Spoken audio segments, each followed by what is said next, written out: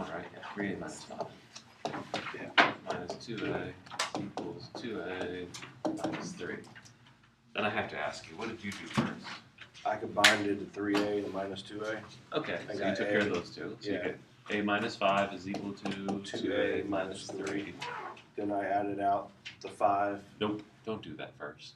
See, your concentration should always be on your variable until you get it all on one side. You start messing with the numbers, then you're forcing your variable to go a specific way. And sometimes you don't want it to do that. Okay. So I would concentrate on the variables. So I'll subtract out a. Subtract a from both sides. Let me ask you a question. Go for it.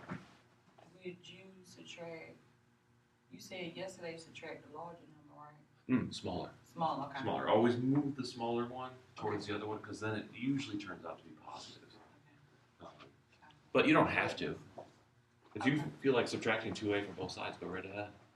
You'll still get the right answer. It'll just be different than the way I'm going here. So a minus a, of course, is 0. 0. What property? Do we have to know that for the test? Yes. I didn't. Close, no cigar. There's two that are related to each other. There's identity and there's an I also. Oh, inverse. Inverse. These are additive inverses. That becomes 0. Then you can say, well, what's 0 minus 5? Negative 5. And that property is identity. So this side becomes negative 5 is equal to 2a. Oh, a minus 3. a minus 3. Then what? Then I Add 3. Again, additive inverse. Add 3 to the other side. Negative 5 plus 3 is? Negative 2 equals? A. Because then this becomes a plus 0. Where'd you make your mistake, I wonder? Thing is when I did the not combine my variables first. Well, I mean, if you move the 5, that would have been fine. You would have had a equals 2a plus 2, right? Then you would subtract 2a to the other side, and you would have negative a equals 2. That's where I messed up. Right? And then you get a is equal to negative 2. So it still works. If you just get into a certain pattern of doing it, it usually pulls you out if you get stuck. Any other questions? Solving equations? Exponentials? No? I have a question for you then.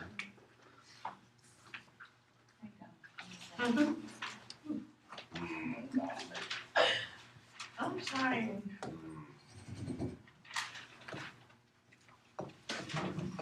Oh, yeah, I did.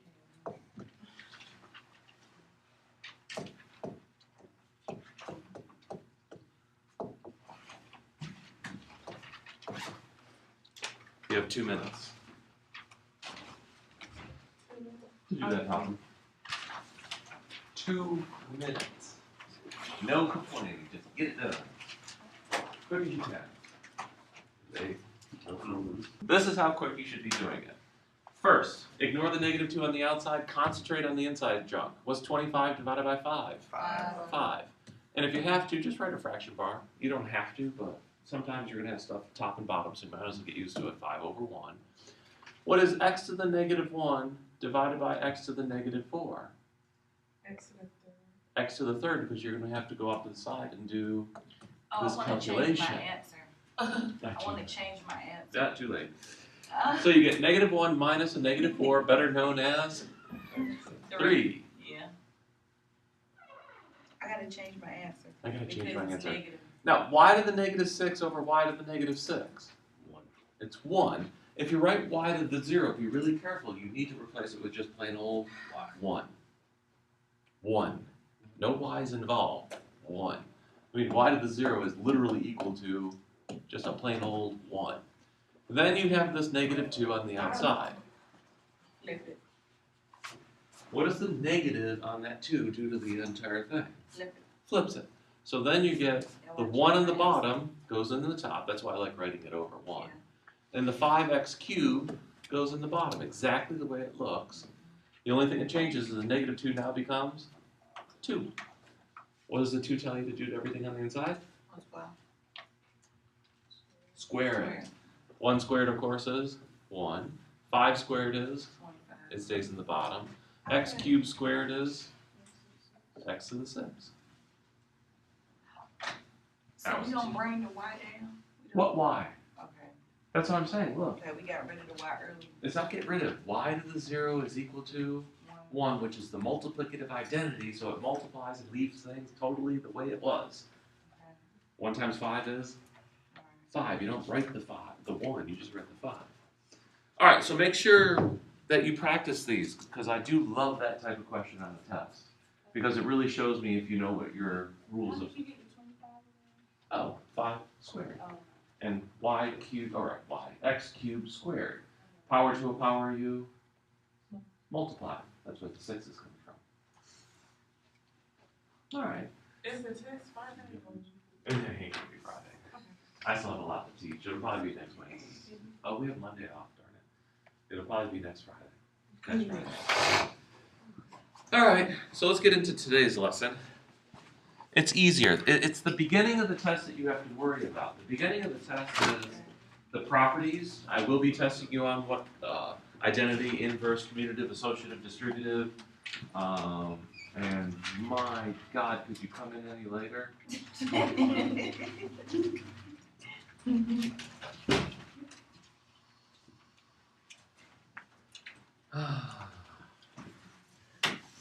And these powers of exponents are the ones that are going to kill you. I'll start off asking simple ones, but eventually they're going to get kind of this to style, nasty, where you really, really need to know how to simplify an expression like that. The end of the test, I think you'll have a better time with. The end of the test is just solving equations for the most part, and inequalities as the last part. And most people do perfectly fine with that, except for silly sign mistakes and choosing wrong operations. And we kind of ended it last class. This is 2-2.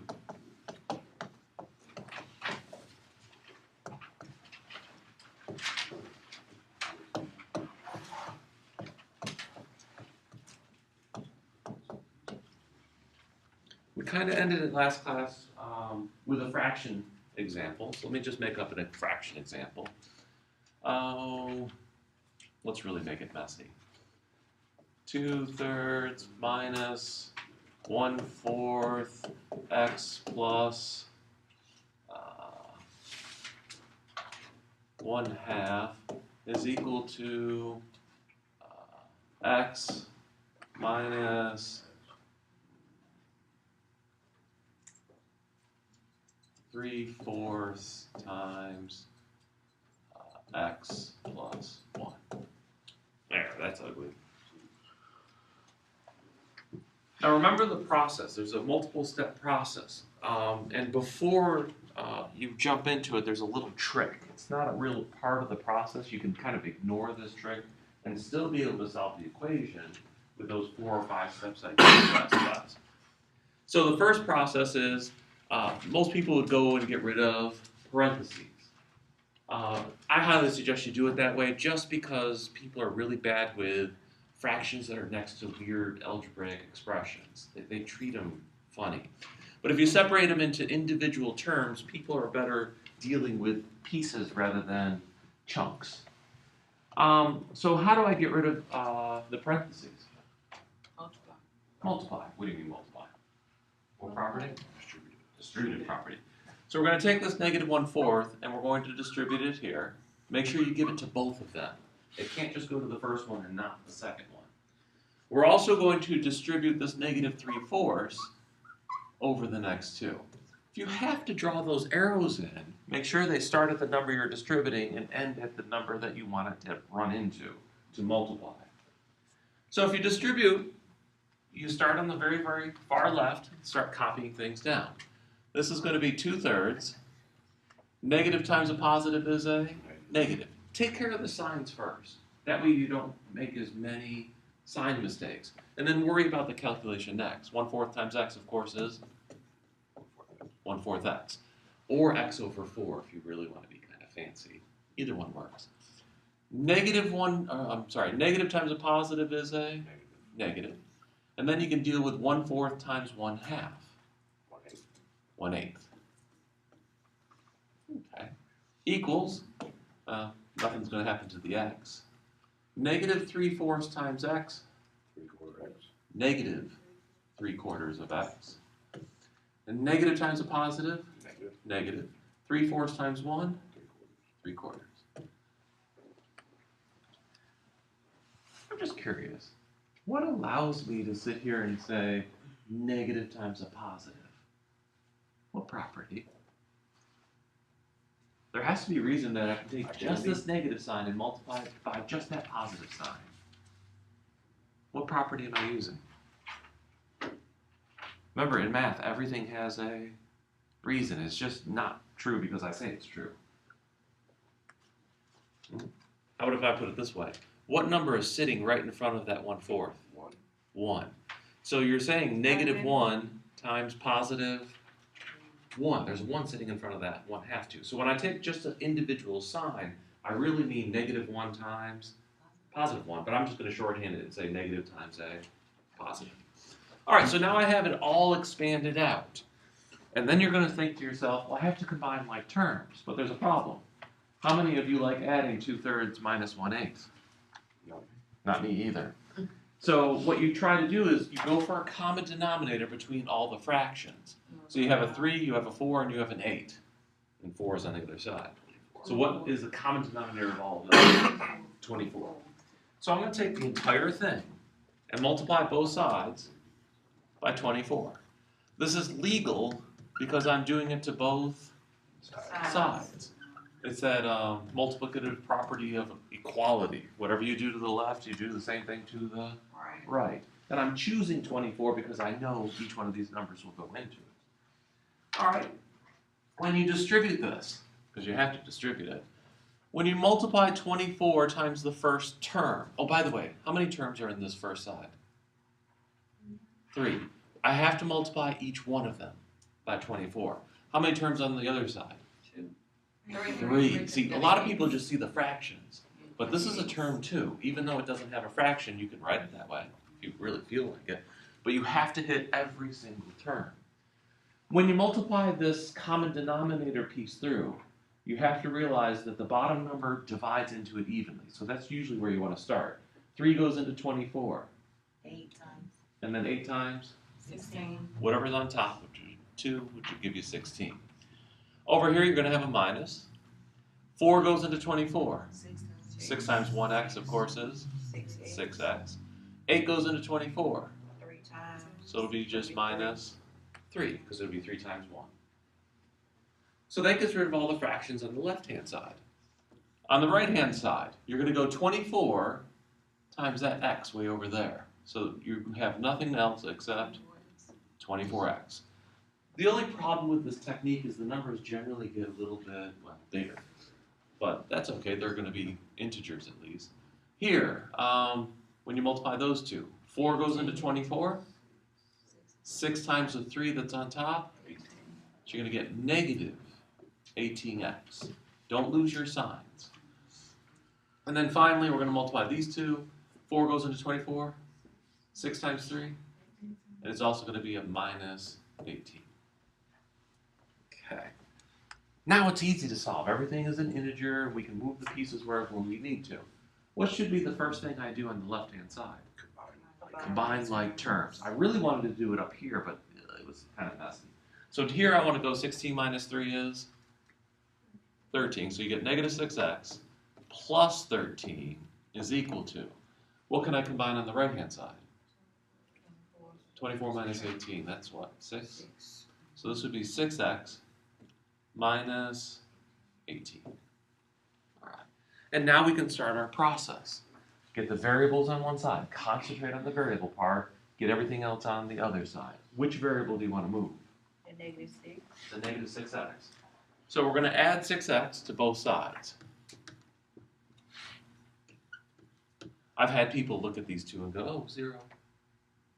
Because they're like, they think negative 6 plus 6 is 0. Be careful. Opposite sign when you move over the equation.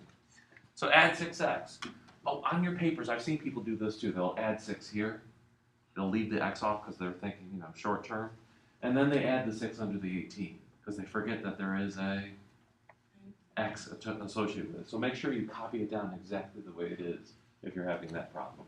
So this is 0 plus 13, which is just plain old 13. This is going to be 12x minus 18. And then finally, well, not finally, but add 18 to both sides, that would be 31. 31 is equal to 12x. It's not going to come out a nice answer because I made this up off the top of my head. Make sure you do. I always show this stuff. It's just one of my habits. So x is equal to 31 over 12. 31's a prime number, so there's no chance of that reducing. And that's it. Nice solving of fractions. All right. Guess what's on the lab tomorrow? That junk. Let's try this one. This is a little different. 4 minus 2x plus 1 divided by 3 is equal to 2 plus 4 minus 3x divided by 4.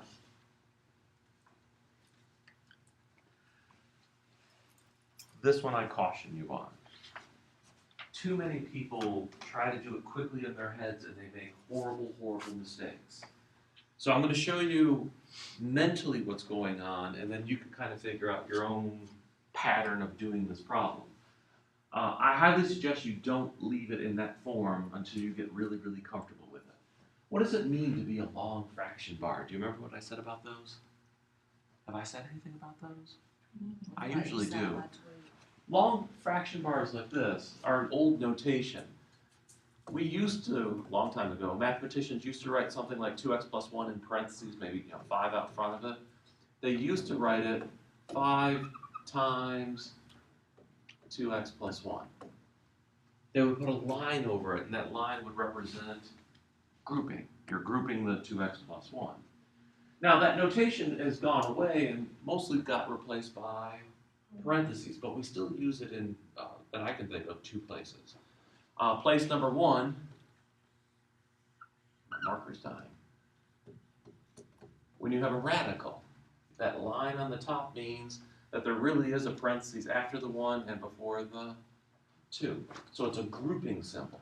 The other place that exists are long fraction bars. So when you write 1 over 2x plus 1, you're really writing 1 over the grouped 2x plus 1. Does that make sense? And also if it's on the top, if you have like 3x minus 8 over 4, this is the same thing as 3x minus 8 grouped together divided by 4. Like if you were going to type it in the calculator, if you knew what x was equal to, you have to type it in your calculator this way. It has to be in parentheses. Otherwise, your calculator is actually going to give you the wrong answer. Same thing for the bottom one. I'm sorry, the top one, middle one, whatever. So before I even start this problem, I'm going to rewrite it a little bit. This 3, what number is it? 3. No, it is not 3. It's 3 in the denominator. So what number is that? 1/3. So when I write this, I'm going to write it as 4 minus 1/3. What should I do with the 2x plus 1? It has to go in parentheses because of this grouping symbol, that long line. So you're going to get 2x plus 1 is equal to 2 plus, what does the 4 represent down here? 1/4. Times parentheses 4 minus 3x. That is a lot safer to do than to leave the 4 on the bottom, because I've seen people do something with the 3 and the 4, do something with the 2x and the first 4 here, but ignore the 1 and the minus 3x completely because they don't see the parentheses and they don't see the distributive property. But if you write it this way, you're guaranteed to see the parentheses and you're guaranteed to see the distributive property. It's staring you in the face. Now I'm going to do this one a little different than this first one. I want to show you a different technique. But you could go back to this one, expand it all out, and work with it term by term. But I'm going to take care of the fractions first in this case. Now the 2 fractions are just 3 and 4 in the denominator. Common denominator? 12. How many terms on the left-hand side? 4. This one. 4. 2. Terms are separated from addition and subtraction. So your terms are 4 and negative 1/3, 2x plus 1. There's 2 terms. This is 2 and 1/4 times 4 minus 3x. There's only two terms on both sides. If you separated them, there might be a lot more, but I'm not separating them, keeping them together. So products do not determine terms, just additions and subtractions. So the common denominator here is 12. So I'm going to multiply everybody by 12. But I'm only going to distribute it twice on both sides. So I'm going to multiply this side by 12. I'm going to multiply this side by 12. Okay. So when I distribute it, the 12 is going to run into this 4. 12 times 4, of course, is 48. Just because it doesn't have a fraction doesn't mean I'm not going to distribute it to it. And then when I get to here, it's going to be 12 times 1/3 times 2x plus 1, which is just 4 times 2x plus 1. This is where people get weird. It's this number times 1/3 times this other number, 2x plus 1. When you multiply three numbers together, how do you do it? Very careful. You can't multiply all three together at once. What property kicks in? No. No. Yes. Associative. When you're dealing with three numbers, you can only do two at a time. You can't do all three of them. So when you hit 12 and 1/3, you're going to multiply them together, get an answer, and that answer is going to multiply the third one. So when you go 12 times 1/3, you're only going to get 4. Nothing is happening to the 2x plus 1. You have to take this answer and multiply it by 2x plus 1. Do you want me to elaborate on that? Yes. Okay. 2 times 3 times 4. Oh, no. Seriously, how would you multiply these together? You would take these two and group them together, you'd get 6, but then you would just take that 6 and multiply it by 4. You're not changing the 4, you're just saying, well, now there's a 6 in front of it, times 4, which gives you 24. Same thing's happening here. You're going 12 times 1/3 is 4, and then bringing the 2x plus 1 down. Identical to just numbers, plain old numbers. Equals. Here you're going to have the 12 going all the way over to here, 24. And then the 12 is only going to run into this 1/4. It's not going to touch the 4 minus 3x, just the number in front. What's 1/4 of 12? 3. So it's going to be positive 3. What's next to it? 4 minus 3x. It's not going to touch that other piece because the associative property says you don't. It's not being distributed yet. All right, now that everything is nice and whole numbers, we can distribute and combine like terms and all that fun stuff. So this is 48 minus 8x minus 4 is equal to 24 plus 12 Negative 9x. minus 9x. That's where the distributive property kicks in, when you're getting rid of those parentheses. Too many people try to do these two steps all at once, and they make horrible, horrible mistakes, and answers come out totally wrong. If you find you're doing this problem and your answers are coming out wrong in the lab, go back and do it a little bit slower, step by step, and I pretty much guarantee you'll get the right answer. All right, what should I do next? Combine like terms. 48 minus 4. 44. I'll put that first. Minus 8x is equal to 36, adding the 24 and the 12, minus 9x. Oh, this one's nice and easy. I didn't expect the answer to come out nice. But it is. Darn it. Okay, what would you do next? Add 8. Okay, you would add 8. What would I do next? I would add 9. But it really doesn't matter. I'll just add 8. Why would I add 9? Because if you add 9, it keeps the x's I got that. positive. Okay. Because this is literally smaller, but I'll add 8, just for the fun of it.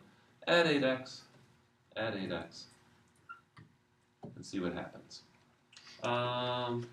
This zeroes out. Most people call that what? That global word that works all the time in math? Canceled. But I'd rather you say it zeroes out than canceled. So this side becomes 44 is equal to 36 minus 1x or minus x by the identity property. Okay, now what? Subtract out 36. Subtract the 36. 44 minus 36. 8. 8. So you're going to get 8 is equal to negative x. Kick the negative off, or change both signs. Totally legal. You're going to get x is equal to? Negative 8. Negative 8. This is the first one that we have a chance to actually check our answer. It's a nice answer. Negative 8, not a fraction like 31/12. But I'll let you do that. What's that? Negative 16 plus 1 is? Negative 16 plus 1. Oh. 15. Negative 15. Negative 15 divided by 3. Negative 5. Negative 5 times the negative is a? Positive. 4 plus 5 is? 9. So this side is 9. Here you have negative 3 times negative 8. 24. All of the steps, the processes, what you do first, what you do second. Try to concentrate on the variable you're solving for. Why? Because I know what's coming next. 2, 2.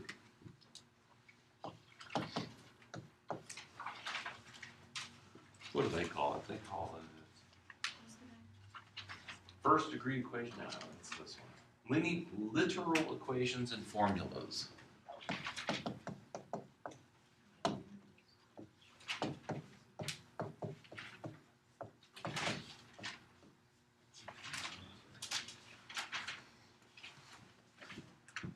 I don't know what they do in algebra anymore, but when I took algebra way back in the dark ages, when my electricity was out.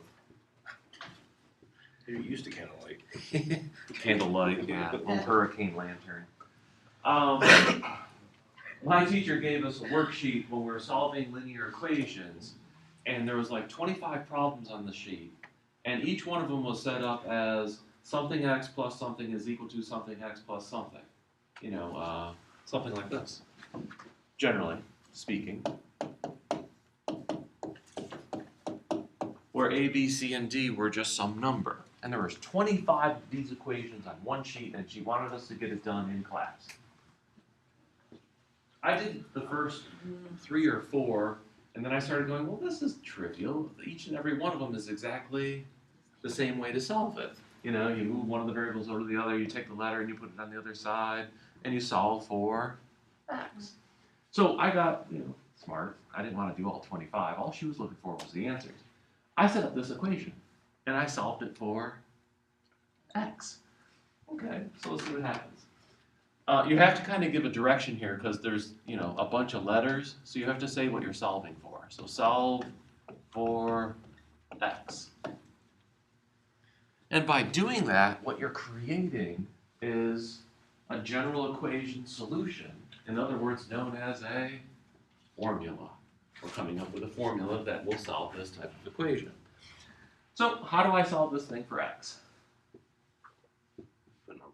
No, it is exactly the same as how to solve this for x. Follow the same steps. What are the steps? Number 1, get rid of parentheses. There are none. Number 2, get the variables on the same side. So which one do you want to move? That doesn't have a variable. The variable is x. The variable is x. So you have a choice, ax or cx. Most people would choose cx. So how do I move cx to the other side? Subtract it. So you go minus cx here, minus cx here, draw a line. This is where showing all your steps is going to come in handy because I don't know what the numbers are. So what do I write down below this? Negative ACX. No, it's not negative ACX. You're not multiplying them. You're adding them. What's AX minus CX? Well, AX minus CX plus B is equal to, this zeroes out, they're additive inverses, D. That's the best you can do. All right, what would be the third step? Get all the other junk that doesn't have an X to the other side. So I'm going to subtract B from both sides. Ooh, wrong one. Subtract B. Subtract B. And then write down what shows up. Left-hand side still has the AX minus CX, and it's still equal to something. D minus B. D minus B. Great. I'm at a kind of a crossroads, and I'm just curious if you remember what I taught you before. I have this AX minus CX. Let's see, the first step is distribute, the second step is variables on one side, the third step is numbers on, or junk on the other side. The fourth step I wrote down is isolate the X. When you isolate yourself, you're all by yourself. But the X has a problem, it's in two different locations right now. So how do I get it down to one location, or just one X? You combine them. How? No, names and numbers. You do know, I taught you how to combine these. First or second class. A minus C is B. When you do 7x plus 4x, Be 11. what do you do? Add them together. How? The first two numbers. How? 7 plus 4. Property? Oh. You can't. Identity. No. Associative. No. Community. No. Stop guessing. Think. What do they have in common? A like term. Like terms is what property? Inverse. No. Associative. No. No. You all danced around it. It begins with a D. It's a distributive property. Remember, you can kick something out. What can you kick out? X. X. What's left behind? A minus C. 7 plus 4. And 7 plus 4 is? 7x plus 4. Oh. 11. And that's where the 11x is coming from. It is the distributive property. Backwards. Better known as factoring. So what can I factor out here? X. I'm going to kick the x off to the right-hand side. If I kick the x out, what's left inside the A parentheses? minus C. A minus C. That's a single number because A is a number and C is also a number. So A minus C must be a number because a number minus a number is a number. How do I solve for X? Divide by A minus C. Divide by A minus C. So you're going to take both sides and divide by A minus C. And you get your solution, which is X equals D minus B divided by A minus C. I wonder if this formula works, because now it's a formula. If you have an equation that is set up in this fashion, all you have to figure out what number is in a coefficient of X by itself, another coefficient of X, and another constant term. So I should be able to solve any equation that looks like that. Let's see if it works. How many of you think it works? Oh, it works. I hope it works. If it doesn't, we're in trouble. So let's see. 3x plus 7 equals negative 2x minus 4. Okay. In this case, what's a equal to for my general setup? 7. This. Match it up with this. What's a equal to? 3. What's b equal to? 7. It's the one by itself. What's c equal to? Negative 2. What's d equal to? Negative 4. So a is equal to 3, b is equal to 7. It's not because of the order. I could switch the order around and they would still be exactly the same. You know, the 7 and the 3, I could switch them, but a would still be 3 and b would still be 7. C is negative 2 because it's a coefficient of x. And d by itself is just negative 4. All right, so the formula says x equals d minus b over a minus c. What's d? Negative 4. Negative 4 minus any formula that has a minus and you're putting another number in. I suggest you put the second number in parentheses, just so you don't lose, negatives or positives. What goes in b? 7. 7 over a Oh, a 3. 3 minus something, and c is negative 2. What's negative 4 minus 7? Negative 11. What's 3 minus a negative 2? 5. So the answer is negative 11 fifths. Okay. Is it right? Oh, no. 2 ways of checking it. We can plug that answer back in. Oh, no, thank you. Or we can just solve it real quick. Let's see here. Add 2x to both sides. This becomes 5x plus 7 is equal to negative 4. Subtract 7 from both sides and you get 5x equals negative 11. Divide by 5 and you get x equals negative 11/5. So it worked. And what I did was I used this formula and I figured out the rest of the 22 problems and I just came up with the answers for each and every one of them. The teacher was a little mad at me. She wanted me to go through the process for her. But that's life. You figured that formula out by yourself? Yeah. Isn't that scary? I scared half my teachers. They didn't know what to do with me. Well. So that's what's called solving a literal equation. Equations that just have letters rather than any numbers at all. And you should still be able to solve for specific variables. For instance, what looks good? Simple one. Example, something like 4x minus 5y is equal to 17. This is a literal equation. How many variables does it have, though? 2. What I have to tell you is which one I want you to solve for. Generally, when they're set up like this with an x and a y, generally you want to solve for y. But if I don't tell you which one to solve for, you would have no clue. But later in the course, it's always going to be solve for y, solve for y, solve for y. So we might as well do it firsthand. How do I solve for the variable y? Well, the setup is going to be exactly the same. You're going to get rid of parentheses. You're going to get rid of fractions. You're going to get the variable on one side of the equation, all the other junk. Instead of the numbers to the other side, it's anything that is not the variable you're trying to solve for. What's the junk up here? 4x. 4x and 17. Those are junk compared to the y. So the steps don't change. Your focus has to, though. So many people focus on x because that's what we were solving for most of the time, that they start thinking that they're solving for this, but this one wants you to solve for y. So if I'm solving for y, what should I move first? 4x. The 4x. So you're going to subtract 4x from both sides. Make sure it's both sides of the equation. One on the left-hand side, one on the right-hand side. All right, so that leaves us with? Negative 5y. Don't lose the sign. 17. Negative 5y is equal to. Now, if you write it 17 minus 4x or negative 4x plus 17, I could care less. I really could. But I'm going to write it conventionally. All variables end up on the left-hand side conventionally, but it doesn't have to. You don't have to. All right.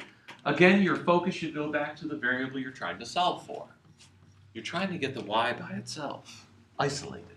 Divide by negative 5. Divide both entire sides by negative 5. So you're going to divide this side by negative 5. You're going to divide this entire side by negative 5. Okay. So the left-hand side is just going to be y, because these turn into a multiplicative inverse. 1 times y is y, is equal to. What property kicks in on the other side? Distributive property. What do I have to do with the distributive property in that negative 5? Make it a pop. Now, multiply by 5. Negative 5. What does this negative 5 represent as a number? 1. What's it represent? Yeah, what number is it? Negative 5. No, it is not. Negative 1/5. Negative 1/5. So if you have to, write this as negative 1/5 times negative 4x plus 17. And then you can see what property exists. What property kicks in now? Distributive. Distributive. So you're going to distribute it through and hit both terms. So you're going to get negative 1, well, actually, negative times a negative? Positive. Positive, so the sign's going to go away. 1/5 times 4. 4/5. 4/5. With fractions, remember, top goes to top, bottom goes to bottom. And then you're going to get negative 1/5 times positive 17. Negative times a positive? Negative. Negative. Oh, I forgot something. I forgot something. X. The x. Get rid of that. X negative 1/5 times, negative 1/5 times 17 is a negative 17/5. 17/5. Now there is a shortcut to get to there, but some people make silly mistakes. They'll distribute the 5 to the 4 and ignore the poor 17. So sometimes it's better to write it this way so you see that it's actually going to both of them. And there we have y is equal to its solution. And its solution happens to be 4/5 x minus 17/5. Perfectly fine answer. Perfectly fine answer. Can this get worse? Yes. Oh yeah. Let's see, what else is going to be thrown at you? Fractions? Yeah, that's a good one. This is number 8 out of your book. This is on page, where is it, 69. And we have x is equal to 5/2 y minus 1/5, and we're solving for y. Again, you have to know what variable you're solving for. If the directions were solve for x, what would you do? Nothing, because it's already solved for x. X is all by itself, there's a 1 in front of it, all the other junk's on the other side.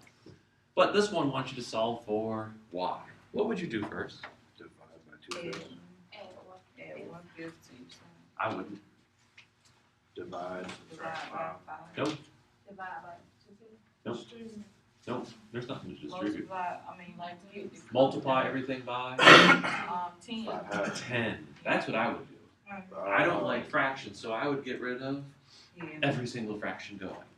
So I would personally multiply both sides by 10. But you could add 1/5, and then you have to deal with dividing by 5/2, and that causes a lot of people headaches. So if you get rid of the fractions first, multiply both sides by, I didn't give myself enough room, 10.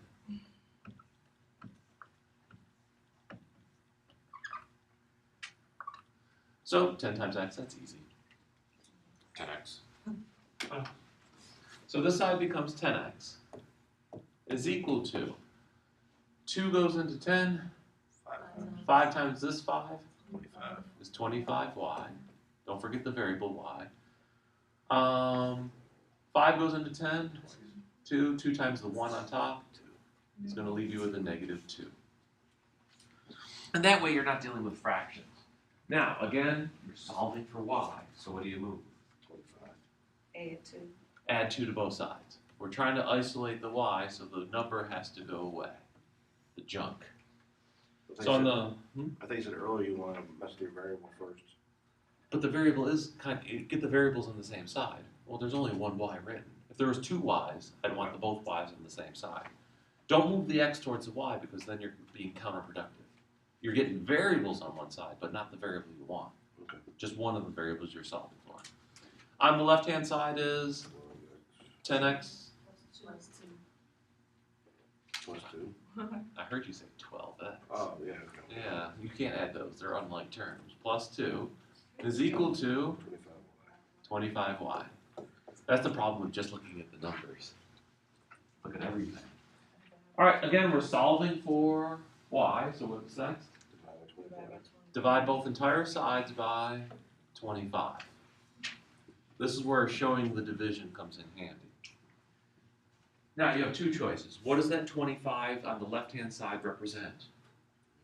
1/25th, and you're going to distribute it. Or you can think of it as 10 divided by 25 and 2 divided by 25. That's a distributive property too because it's applying itself to both of them. So what is 10 divided by 25? Or should I write it down? Let me write it down. 10 divided by 25x plus 2 divided by 25 is equal to y. Now for my sanity, I guess, I like the variable I'm solving for to be on the left. What can I do now? Just flip it, because a equals b is the same thing as b equals a. So I'm going to put the y on the left-hand side. I'm going to reduce the 10 over 25, 2/5. So you get 2/5 x, and then plus 2/25. Can't do much with that one. And there's your answer.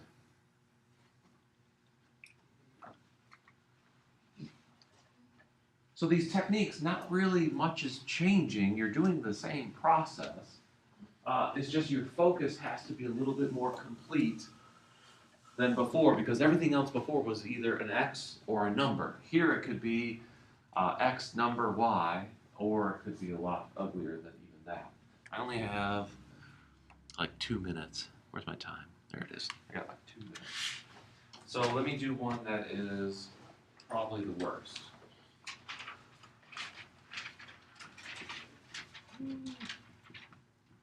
This one looks pretty good. 16. H equals 3/4 5a plus b, and we're solving for a. Solving for a. All right, so we started with one variable. We worked our way up to 2 variables. Now we're dealing with 3 variables. But that should not even matter. To you, there is only one variable up here. Everything else is a number. What is the variable? A. A is the only variable that you should be concentrating on. Everything else, consider it a number. Okay? So what would you do first? Distribute. You could distribute first if you want. So this becomes H equals 15/4 A Plus 3/4 B. plus 3/4 of a B. You could do that. There's another thing that I would do first, but that's just me. And it don't matter. Then what would you do? Divide both sides. I mean, multiply both sides by 4. Multiply both sides by the common denominator, which is a nice 4. The nice thing about that is what happens to all the 4s on the right-hand side? They cancel out. I mean, 4 goes into 4 once, 4 goes into 4 once, so you have the multiplicative identity. On the left-hand side is 4h, club, is equal to 15a plus 3b. And again, your focus should come back to, where should your focus be on this equation? The A. That's all you care about is that A right there. Everything else has to get away from it. He's got the plague. So what would you move next? Subtract 3. Subtract the 3b. Don't separate them. So subtract 3b from both sides. And then we get down to 4h minus 3b. You can't do anything with that. They're, unlike terms. So 4 capital H minus 3b is equal to 15A. 15 times that A. Divide by 15. And now your focus is so much on that A, we just divide both sides by 15 and move the A to the left. And you can leave your answer this way if you wish. Most books will leave it this way. You don't have to break it apart into 2 pieces. There's a reason why you break the X's and Y's into pieces and you leave things like that as one chunk. But you can separate. This is 4/15 H minus 1/5 B. If you want to, but you don't have to. And that's it. So homework.